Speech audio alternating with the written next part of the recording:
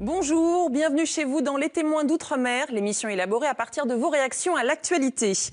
Et l'actualité, c'est bien sûr l'énorme émotion suscitée par l'état sanitaire d'Haïti après le passage dévastateur de l'ouragan Matthew. Émotion très forte notamment dans les départements français d'Amérique, en Guyane où vit une importante communauté haïtienne, et puis en Martinique et Guadeloupe également, les petites voisines antillaises d'Haïti. Alors pour rappel, l'ouragan Matthew a ravagé Haïti il y a une semaine, dans la nuit de lundi à mardi. La situation est telle que le bilan est difficile à établir, entre 300 et plus de 1000 morts selon les sources. Mais ce qui est important, c'est qu'aujourd'hui, l'ONU estime à 1,4 million le nombre de personnes nécessitant une aide humanitaire d'urgence. Ce qui est maintenant redouté, c'est le déclenchement d'une épidémie de choléra. Alors écoutez cette contribution, un appel plutôt, posté sur eltom.fr par l'artiste Admiralty, alias Christy Campbell. Pour venir en aide à nos amis haïtiens, j'ai mis en place, par le biais de mon association Force à Pays-là, une collecte à l'habitation Campbell en Guadeloupe. Aussi, pour tous ceux et celles qui veulent porter leur contribution financière à Haïti, un pot solidaire a été créé spécialement pour cela. Donc, si vous voulez plus d'informations, n'hésitez pas à vous rendre sur la page Facebook de Force à Pays-là. Appel également relayé sur notre plateforme eltom.fr. Merci Admiralty, artiste guadeloupéen très populaire, pas seulement aux Antilles d'ailleurs, artiste surtout très engagé. Romain Nadal, bonjour. Bonjour. Vous êtes le porte-parole du ministère des Affaires étrangères. Merci d'être venu nous expliquer comment l'aide humanitaire organisée par la France est lancée. Une réaction d'abord à ce que l'on vient d'entendre ? Oui, je salue cet appel à la générosité, à la fraternité. Le peuple haïtien est un peuple frère du peuple français. Nous nous étions mobilisés au moment du tremblement de terre et naturellement, nous nous mobilisons. Jean-Marc Ayrault l'a dit dès le 5 octobre, dès le lendemain du passage de l'ouragan, devant l'Assemblée nationale. La France sera au rendez-vous de la solidarité.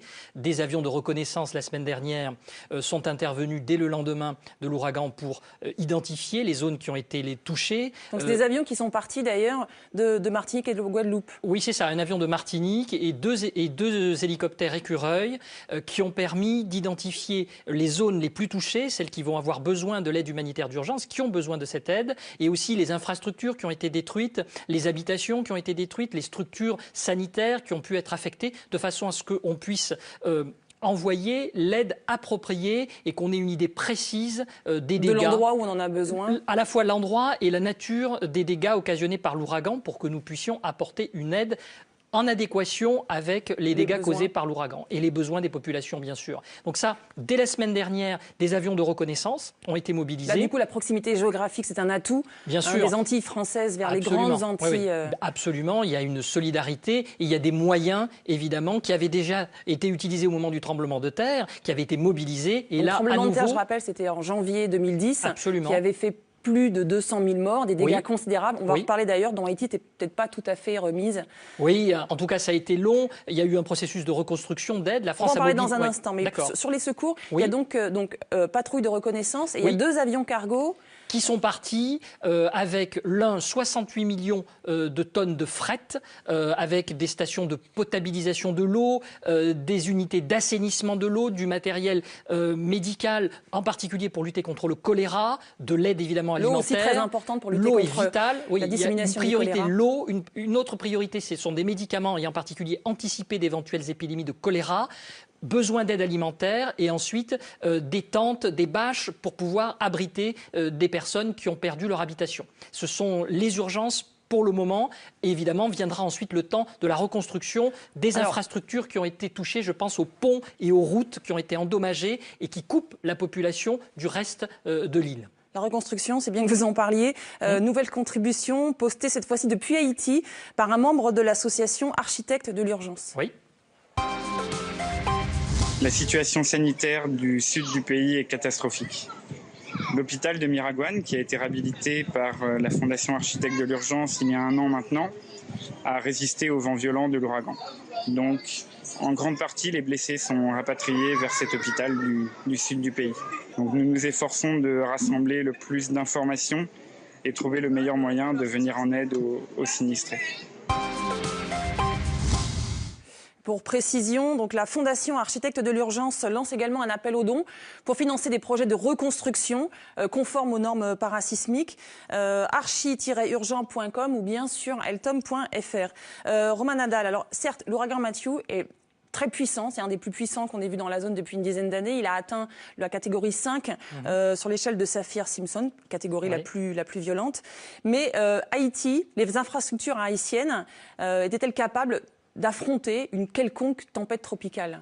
On voit bien que les ouragans touchent aussi les États-Unis, pays riches, avec des infrastructures modernes et qui occasionnent des dégâts terribles, y compris dans un pays aussi fort, puissant et doté d'infrastructures modernes que les États-Unis. Par conséquent, je pense qu'Haïti a été touché comme les autres pays. En l'occurrence, peuvent est-ce l'être. que Haïti, on en parlait de tremblement de terre de janvier 2010, qui a été absolument catastrophique, qui a beaucoup marqué. Est-ce que l'île s'en était remise ? Est-ce que les constructions, d'après la contribution de Architectes de l'Urgence, il y avait trop peu de constructions parasismique, c'est un ouragan, mais enfin qui aurait pu résister peut-être un peu mieux. Bien sûr, Haïti est un pays en voie de développement, un pays pauvre, donc effectivement il est plus vulnérable que les États-Unis à un ouragan de cette force et de cette violence.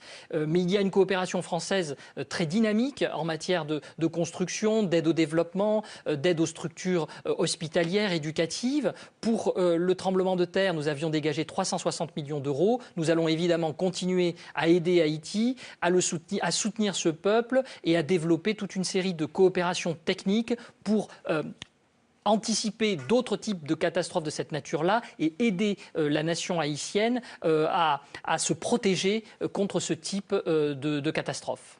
Alors un tremblement de terre, un ouragan, mais écoutez cette contribution postée par Raphaël Isaac, haïtien, installé dans l'Hexagone.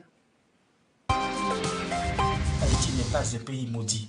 Accepter l'idée d'une quelconque malédiction, c'est en même temps dédouaner nos politiques face à leurs responsabilités. L'élévation du niveau de la mer et du réchauffement climatique, l'absence d'une politique cohérente d'aménagement du territoire, le faible taux de couverture végétale, tout ne dépassant pas les 10%, sont autant d'éléments qui augmentent la vulnérabilité de la population face aux risques climatiques. Les dégâts causés par l'ouragan Matthew ne sont pas les fruits du hasard. Afin de mieux protéger les personnes les plus vulnérables, j'appelle nos dirigeants à agir maintenant. Alors évidemment, je ne vais pas vous demander de vous exprimer à la place des dirigeants haïtiens, mais est-ce que vous pouvez nous dire jusqu'à quel point la France peut aider un pays fragile comme Haïti sans qu'on l'accuse d'ingérence? Jusqu'où est-ce qu'on peut mettre en place une coopération bilatérale ou internationale? D'abord, ces coopérations existent et la solidarité se manifeste aussi en France métropolitaine. Le ministère des Affaires étrangères, à travers son centre de crise et de soutien, fédère les organisations non gouvernementales qui veulent aujourd'hui aider Haïti. Et depuis la semaine dernière, beaucoup d'organisations non gouvernementales se sont manifestées pour envoyer de l'aide en Haïti, des collectivités territoriales françaises. C'est par exemple également. pour les ONG, c'est par exemple MEDER, Médecins du Monde, Première Urgence internationale, Solidarité internationale. Oui, SOS Attitude par exemple, qui aide aussi pour des tentes, abriter des personnes qui ont perdu leurs habitations. Bref, des organisations non gouvernementales très différentes et qui sont réparties sur l'ensemble du territoire français. Donc cette générosité, elle est là, cette fraternité, ce sentiment de proximité avec le peuple haïtien, peuple historiquement lié à notre nation, elle est là, elle se manifeste et elle va se manifester à l'avenir. Au niveau gouvernemental, nous avons des coopérations très étroites avec le gouvernement haïtien, avec les collectivités territoriales haïtiennes, avec la société civile haïtienne. Et ces coopérations vont s'amplifier, évidemment, compte tenu de ce qui vient de se produire. Et ce sont des coopérations dans la durée pour aider, accompagner la nation haïtienne dans son développement économique, social, agricole. Chaque année, nous dégageons 2,5 millions d'euros en aide alimentaire, une aide alimentaire qui est destinée à acheter de la production locale pour la stimuler. Donc vous voyez, notre objectif, c'est d'aider l'économie haïtienne à se développer toute seule. À se développer, exactement, et à développer son agriculture, mais aussi son économie dans toute une série de secteurs. Haïti a besoin de notre solidarité et nous continuerons évidemment à l'avenir. Jean-Marc Ayrault l'a dit devant la représentation nationale la semaine dernière après le passage de l'ouragan. La solidarité sera là et les coopérations dans la durée, au-delà de l'ouragan. D'accord. Romain Nadal, porte-parole du ministère des Affaires étrangères. Merci beaucoup. Merci à vous d'être venu nous poser toutes ces données. Merci à vous pour votre engagement et continuez de témoigner sur eltom.fr. À bientôt.